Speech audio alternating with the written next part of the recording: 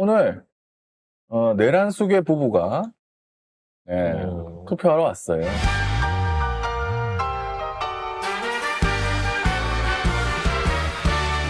참 우리나라 정말 민주주의 국가다. 내란숙의 인권 부부가 보호 너무 잘 된다. 너무 진짜 너무 인권을 보호해줘. 범죄자들의 인권을 너무 보호해줘. 내란숙의 부부가 하는데 그닥 사이좋은 부부는 아니죠? 뭐 이렇게 그건 알 웃기도 수 없죠. 하고 그 그 와중에 안에 쇼를 해요. 애 손을 잡고 왔어. 그래서 누구애야? 뒤에 있는 애 엄마가 이 사람 따라오잖아요. 엄마인 줄 엄마인 것 흰모자 입은 같은데 저분에. 누구인지 모르겠는데 갑자기 애를 손을 잡고 이게 누구인지 그래서 아무튼 투표소 입구까지 손잡고 오게끔 걸어오다가 왜 이런 쇼를 투표소 하는 거야 앞에서 도대체? 갑자기 빼더라고요. 왜 쇼를 하는 거야? 도대체 글쎄 뭐 무슨 생각인지 모르지만 뭐야? 나씨. 애한테 그런 끔찍한 어릴 때 끔찍한 기억을 심어줄 필요가 그치. 있을까 싶어요. 그래 나중에 엄마한테 갑니다. 이 엄마는 엄마인지 뭐 누군지 엄마라고 모르겠지만. 봐야겠죠. 매니저 치고는 뭐 준비해온 게 너무 적으니까. 아무튼 마지막까지 쇼는 끝나지 않아! 라는 각오로 저렇게 열심히 하고 있는 것 그리고 같습니다. 늘봄 학교에 아직도 꽂혀 있나 봐요. 네. 9시 반에 투표를 하러 왔단 말이에요. 일상적으로 정치인들이나 상징적인 의미를 가진 사람들은 대부분 내일 뭐 6시 때, 7시 때 이렇게 일찍 투표하잖아요. 일찍 해야지. 일찍 해야 된단 말이야. 근데 얘네들은 잘 거 다 자고 먹을 거 다 먹고 느긋하게 동네 마실듯 하듯이 온 거예요. 김건희는 아직 잠들기 전이라면서요. 그렇죠, 이제. 저 얼굴은 밤샌 얼굴이죠. 붓기를 빼려고, 밤샌 얼굴이긴 한데, 어찌됐거나 그 시간대에 나오는 것도 이례적인 일이지만, 저게 기자들이 모여 있기는 했는데, 말한 대로, 진짜 공중파나 이쪽에 있는 사람들, 진보 언론 계열에 있는 사람들은 이 사람들이 오는지 몰랐던 것 같아. 그런데 또 불구하고 온 건 뭐냐면, 아까 그 노란 티셔츠 입은 애하고, 손잡고 걸어오는 장면만 연출하고 찍어서 내보내고 싶었던 뭐가 거야. 의미가 있나? 마지막까지 최선을 다하는 거겠지. 쇼를 하는 거를. 지들의 마지막 쇼를 하고 싶은 거겠지. 그 애는 무슨 죄야? 내란 수개하고 손잡는 게 그게 무슨 근데 또 죄야? 이제 우리가 이렇게 얼굴이 나오면 송 작가가 또 얼굴 얘기를 안 할 수가 없잖아요. 뭐 다들 김건희 살찐 거냐고. 그거를 설명을 드리려고 하는 거죠.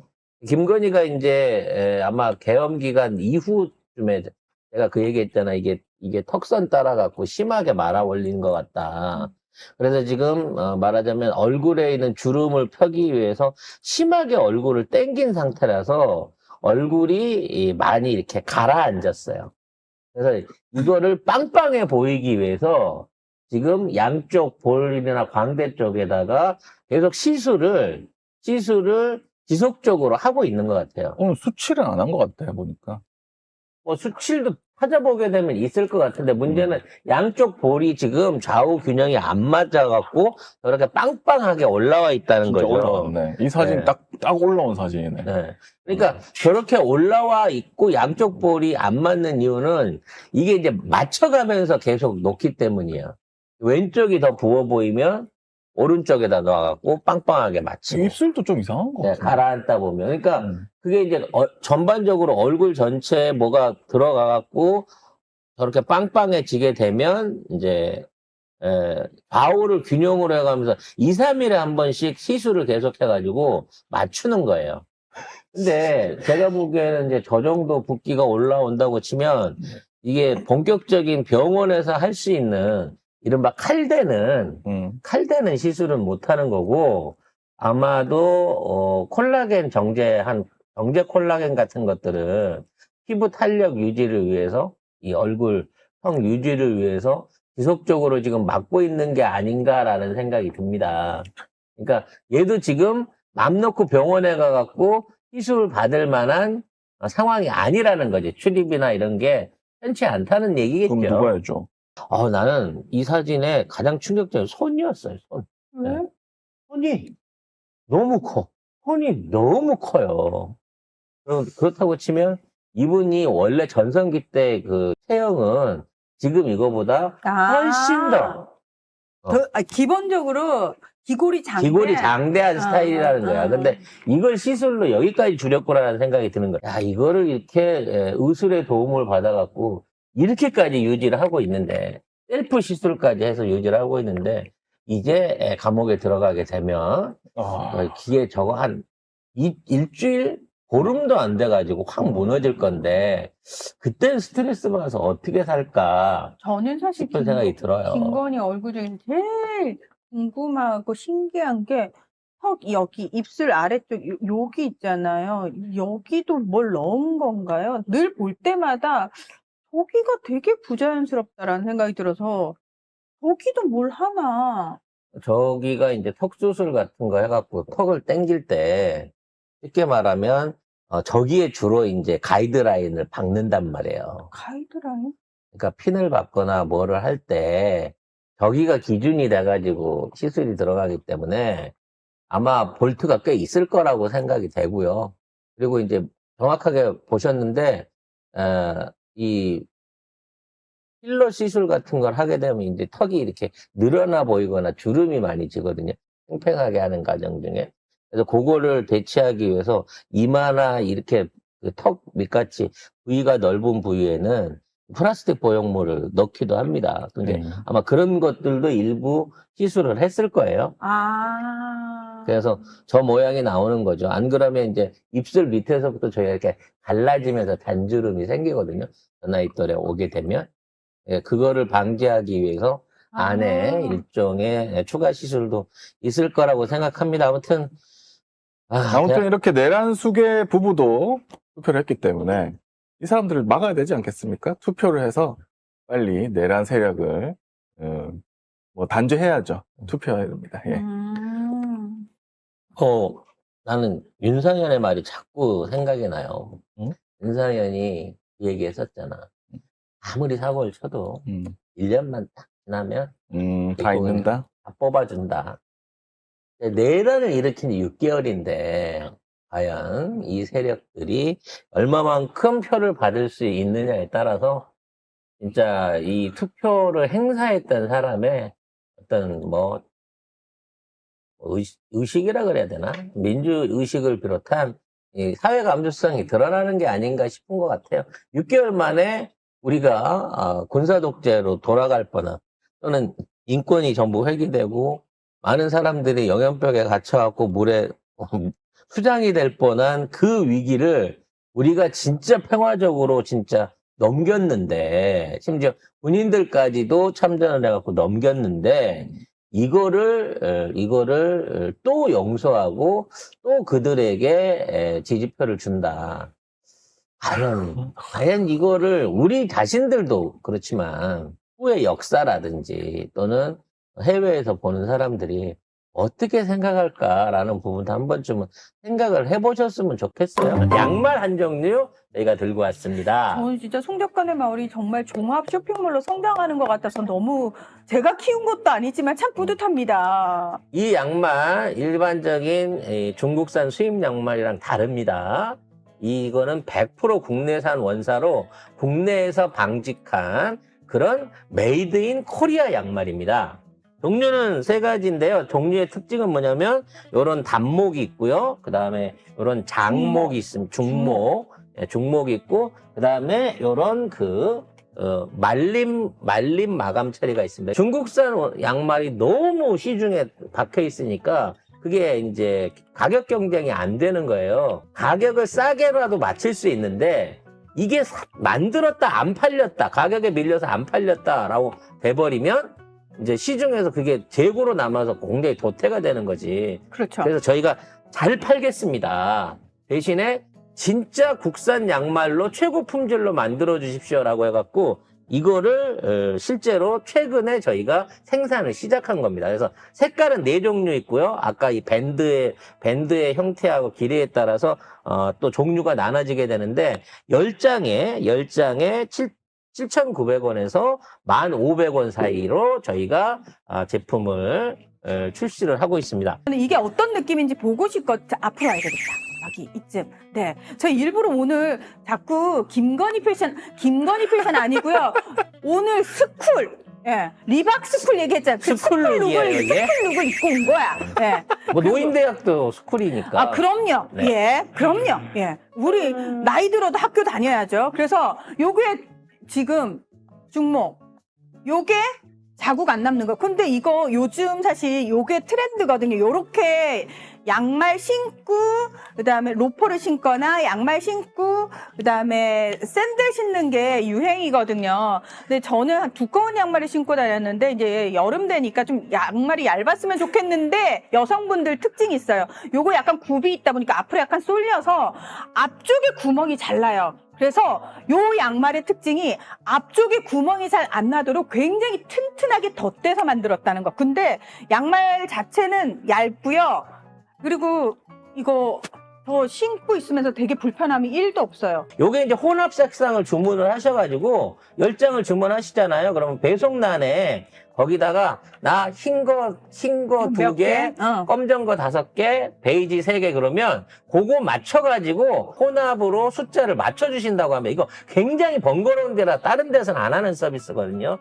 근데 배송란에, 배송 메모란에 색깔을 지정을 해주시면 그렇게 해서 원하시는 색깔 숫자를 맞춰서 10개를 보내드리고 아니면 랜덤으로 2개, 3개, 2개, 3개씩 랜덤으로 해서 혼합 색상으로 4종류가 들어가게끔 돼 있습니다. 이게 우리는 모든 게 다 한 색이거든.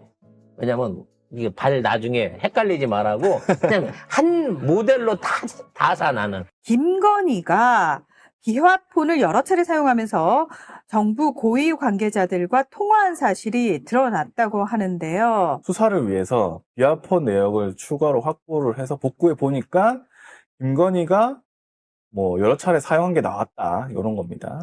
정부 고위 관계자들과 직접 통화 사실이 드러났는데 이게 누군지는 몰라요 아직.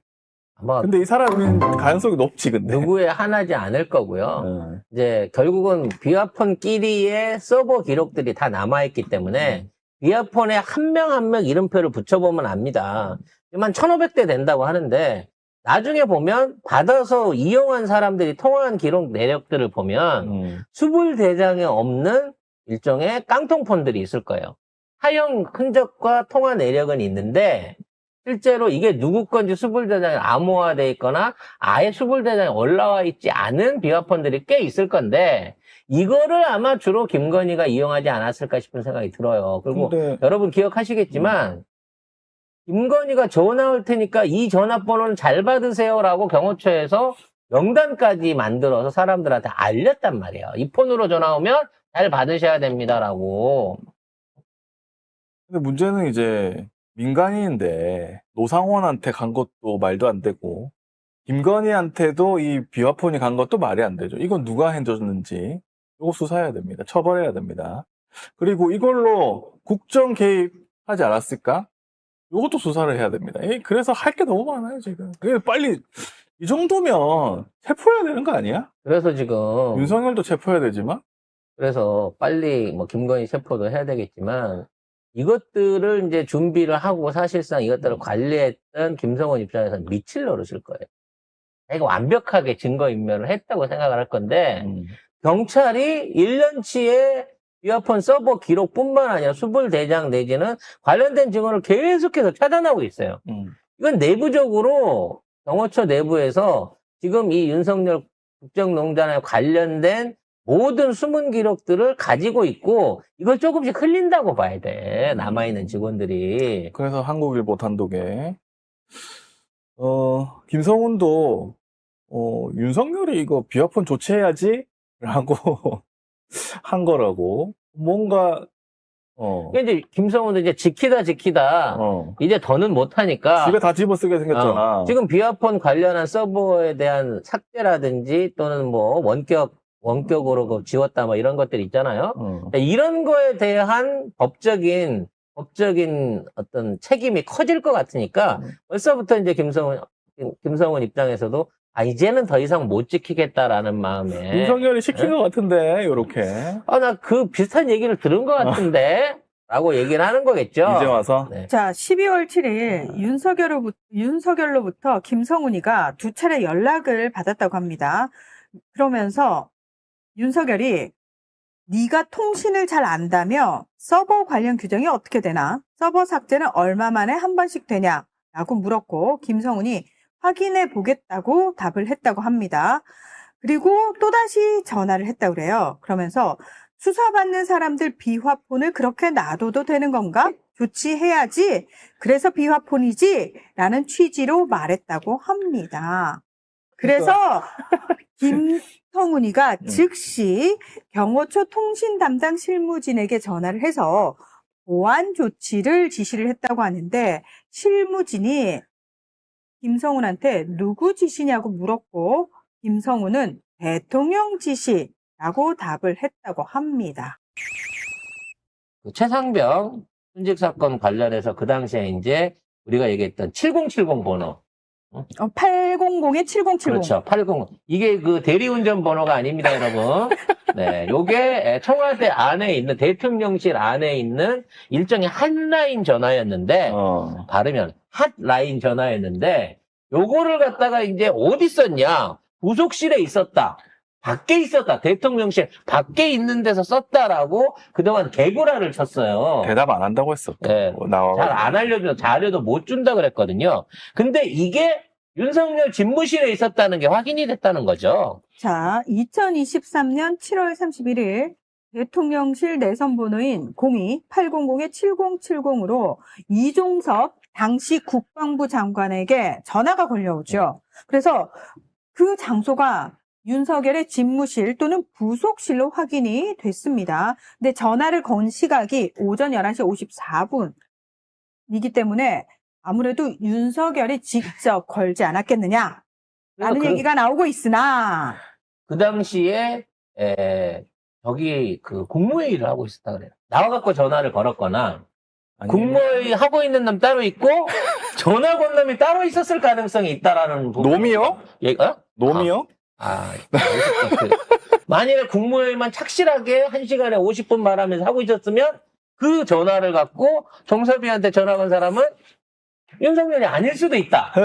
라는 거고, 그래서 정섭이한테는 전화 누구한테 받았는지 말해보세요. 라고 말할 수 없습니다. 받긴 받았다는데 왜 말을 못해요? 그래도 전 말 못합니다. 라고 했던 게, 저 대통령실 전화는 맞으나, 전화 건 사람은 대통령이 아니고 대통령이었다. 뭐, 요런 스토리도 지금 나올 수 있는 거거든요. 그동안 국회에서의 각종 증언들, 그리고 그와 관련된 뭐 증거들, 발표들, 이거 하나도 믿을 수 없고. 그러니까 이게 내란 특검이 김건희 특검하고 묻는다니까. 100% 다 특검으로 조져야 되고, 조지다 보면 이 모든 게 통합돼서 그렇지. 이게 다 합쳐진 김건희 특검으로 완성으로 될 것이다.